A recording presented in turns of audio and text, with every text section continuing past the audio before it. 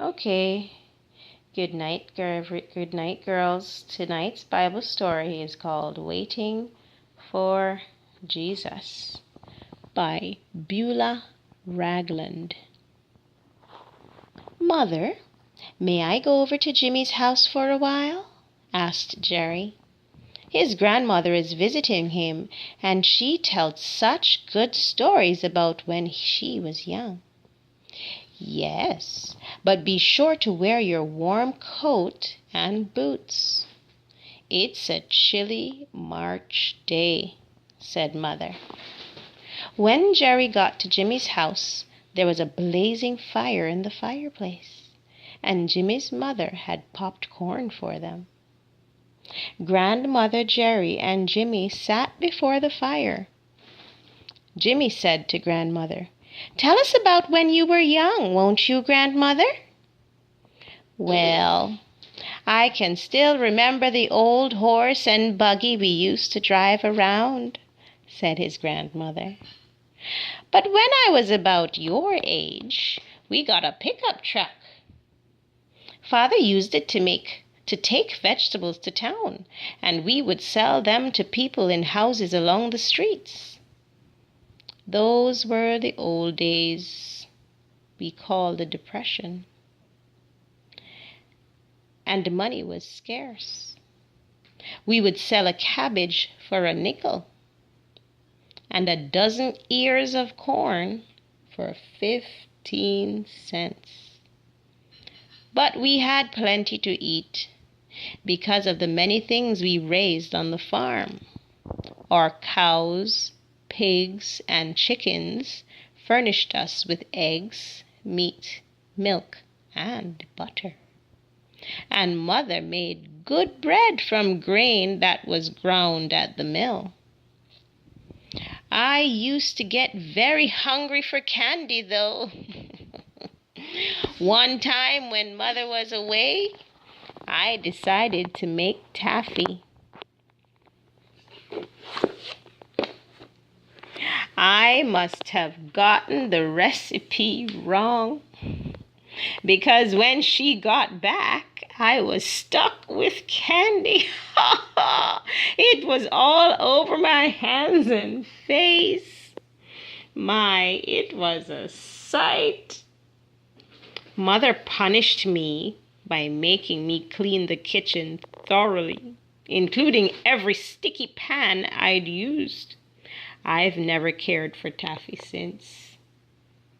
Another time, I decided I didn't like a certain dress I had to wear to school, so I deliberately tore it.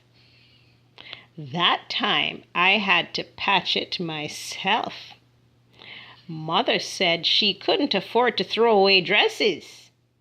What a time I had getting the patch on. And then I had to wear the patched dress to school. Jimmy and Jerry laughed at Grandmother's funny stories. "Sounds as though the Depression might be fun," said Jimmy. "Not always, but in spite of problems, we were a happy family." We didn't have a lot of recreation, but we loved going to church, where we sang hymns and heard our pastor preach. Also, we enjoyed being with our Christian friends. "We enjoy church too," said Jerry. When times were hard, the pastor would comfort us by telling us the Lord is coming. We were glad to think that we would meet him in the air and be with him and our loved ones forever. "That really sounds wonderful," said Jimmy. "Things are different now," said Grandmother. "People have much more money now, but it doesn't seem to make them good. Most of them have very little love for God, it seems. I guess people don't believe the Lord is coming. Or it would make them want to be good, said Jimmy. Well, the Lord said that in the days before he comes back, people will not believe in his coming and will become more sinful and love him less, said Grandmother. Jerry was about to ask a question, but just then Mother called and said he was to come home for supper.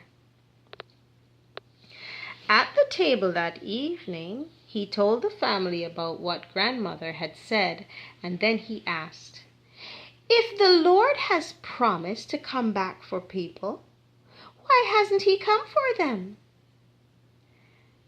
"I believe it is because he wants more people to be saved before he comes," Father said. "Then only those who are saved will go up to be with him?" Jerry asked. "Only those who believe in him and do his will," said Father. "What about the little ones who don't know about him yet?" Jerry asked. He pointed to his 2-year-old sister. "Yes, of course. All little children will go up to be with him," said Father.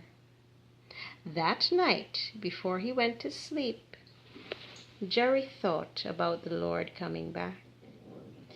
It will be wonderful to be with him and all the people who love him, he thought. I wish he would come tonight. So that's our bedtime story, children. Now I have a few questions to ask. Don't answer too quickly. Don't answer all together. Raise your hands one at a time. The first question, who sat and listened to Grandmother tell stories? Yes, you tell me one, Sash, and you tell me one, Sam. Jerry. And?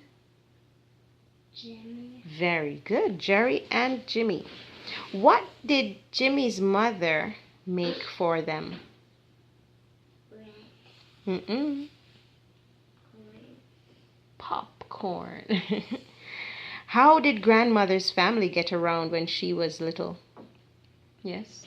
By selling corn. No, how did she get around? Meaning, what did she use to transport her from place to place? A tow truck. No. A horse. Yes, a horse and what? A carriage. Horse and carriage, or a horse and buggy. And what did they get later on? The same thing, a carriage. And later on, what did they use to sell their goods? A truck. A pickup truck, not a tow truck. That's right.